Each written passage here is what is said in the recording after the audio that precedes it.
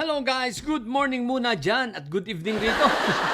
Eto guys, pag-usapan natin, ako po Rudy. Eto na nga, di ba, si Anjo. Si Anjong Laos na. Aba, ayun, dinimanda nga ito ng TVJ Production, di ba? At ayan, natalo siya. At pinagbabayad siya ngayon ng 3.5 million. Okay? Para sa danyos. Ang tanong ngayon, ano anyari na ngayon sa iyo, Anjong Siraulo? Yan, sa kalukuhan mo kasi, sa kasasakay mo dito sa mga bayoteros, ikaw ngayon ang naipit. Ngayon ang tanong, saan ka kukuha ng pambayad? Halos mamalimos ka na nga sa TikTok, di ba? Halos mamalimos ka na ng kalalive mo. Ang tanong, saan ka ngayon kukuha? Laos ka ng artista. Wala namang kumukuha na sa'yo na para sa project. Kasi nga, sino ba naman ang kukuha sa'yo? Siraulo ka nga. Isipin mo, pati si Tito Sen, itong Dabarkad, siniraan mo.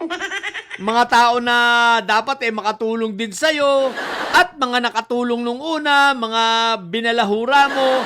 Ang tanong ngayon, saan ka kukuha ng pambayad? Asa na yung iyong mga kaibigan na bayoteros? Di ba dati bidang-bida ka sa kanila? Dati lagi ka nilang kasama. Talagang ano ka pa ha? Talagang ikaw pinapalakpakan nitong mga ito. Ang tanong, anyari?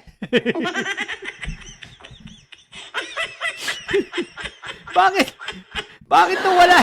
Bakit nawala ka ng bigla sa eksena? Hindi ka na lumalabas sa kanilang mga show. Bakit parang hindi ka na iniimbitahan? Parang hindi ka na welcome? Anyari nga. Dahil nagamit ka na, pinabayaan ka na lang. Ganon. Kawawa naman talaga si Anjo, no? Laos na tapos pinabayaan pa. So ngayon, ang tanong uli, saan ka kukuha ng papaya? Sobrang yabang kasi, sobrang siraulo. Masyadong nagpagamit. Yan, ang inabot mong hinayupa ka. Deserve mo yan, di ba? So ngayon, ang aabangan natin guys, tingnan natin, makakabayad kaya ito? O hindi? Malamang sa hindi, no? Ewan ko kung paano ito. Saan kaya ito mangungutang hinayupak na ito? Wala na ito Wala na itong racket. Ang racket na lang nito, TikTok. Ang racket na lang mag-live sa TikTok at tumanggap ng mga gift. Tapos sabit-sabit pa sa mga bayotero, sabit-sabit pa sa SMNA. Inabot mo. Nagpagamit kang hinayupa ka. At gamit na gamit ka nila. Ayan Diba? Pero alam ko guys hindi lang ito, hindi lang TVJ Production yata ang may demanda rito Hindi lang ako sure Pero tingnan pa natin, parang pati yata sila, itong asawa nila ni Judah, sila Ryan, di ba? Ryan Agoncillo, sila Jose yata. Pero I'm not sure. Pero kung may demanda pa sa kanya, di mabuti. Para dumami lalo ang sakit ng ulo nito, hinayupak na ito, di ba? Sige na, yun lang. Kakatuwa naman tong balitang ito. Sa mga bubundidili dyan, si Anjo ninyo.